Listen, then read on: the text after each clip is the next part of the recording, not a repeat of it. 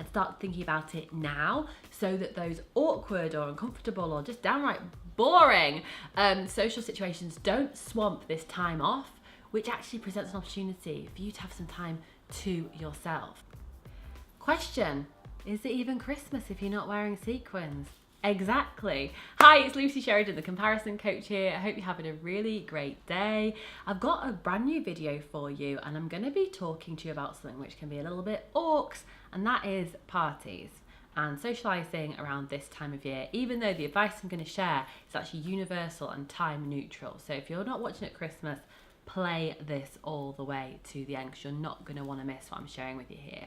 So at this time of year, we are looking at pretty busy calendars, aren't we? We are looking at family get-togethers that are going to be happening. We're looking at works dues. We're taking clients out. We have old school friend reunions going on. You name it, there's probably some sort of pub gathering or crazy buffet style get together that's going to be clamoring for attention in your diary at this time of year, and that can be really, really overwhelming, which is why I wanted to share with you a few survival tips for the party season, but actually just work for parties anyway.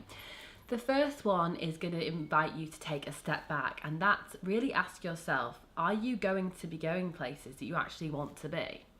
So yeah, okay, you might not have seen your school friends in a couple of years, or it's been a long time since you saw them, but do you really need to make that 2-hour journey over to that pub, which is always awful and too loud anyway, to speak to people that actually you just don't feel that connection with anymore? I know that can be a bit of a confronting question, but one of the main ways that we enjoy this period, or enjoy parties, enjoy socialising, is that we show up at places that we do want to be at. So my invitation to you is to make you realise that you don't have to be at every single thing. You don't have to say yes to everything, and there'll be other times when you can just say, like, thanks so much for the invitation, but I'm gonna have to pass this time. I can't wait to take you for a beer later on, like in a couple of months when things have calmed down a bit. Give yourself the credit to say no, and also know that people in return will be saying no to you. One of the things that my clients get particularly twitchy about, whether it's kind of a Christmas party or it's another social situation, is about dealing with all the updates that you're expected to share. So, oh, what are you doing? How have you been getting on? I hear you've left your job. I hear you've had children. I hear da da da da da da da. And if you're at a time, siren of affirmation, if you're at a time in your life when you're not feeling so hot about where you find yourself, and you're not feeling 100% satisfied, whether that's personally, professionally, or somewhere between the two, getting those questions asked at you, like, what have you been up to, and what have you got planned, and what's next for you, etc., can be really unwelcome and intimidating. This is when it's really important to have a couple of answers up your sleeve that will be like your go-to safety blankets when you do end up getting in a conversation that you actually want to avoid, but you find yourself there anyway.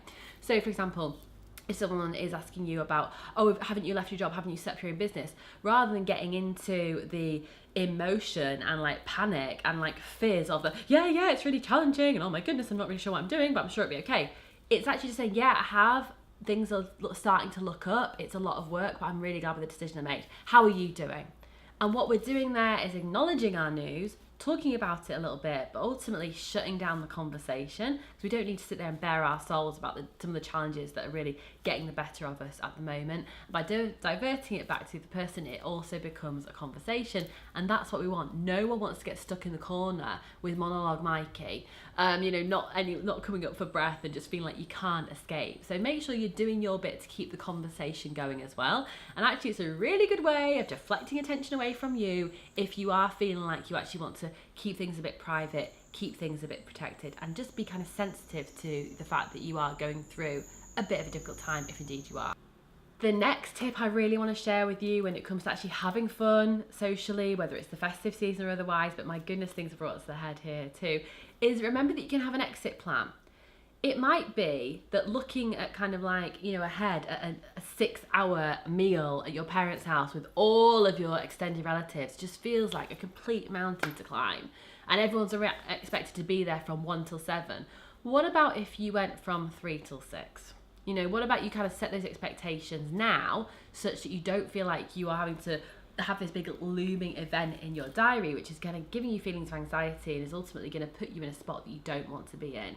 It's really useful to have an exit plan for these things, especially when social situations can involve a lot of booze and a lot of, visits from people that we've known in the past, and it's not always comfortable. So even if you're going out for work drinks and you kind of know you have to be there because you've got to be seen, Make sure that when everyone's kind of like getting 6 beers in, you're already in an Uber home with a takeaway. Look at what your exit strategy is. Be conscious and considered about who you're hanging out with, where you're hanging out with them, and for how long you're hanging out with them. Yes, even your mum. Yes, even your husband. Yes, even your father-in-law. Yes, even your colleagues. Yes, even your friends.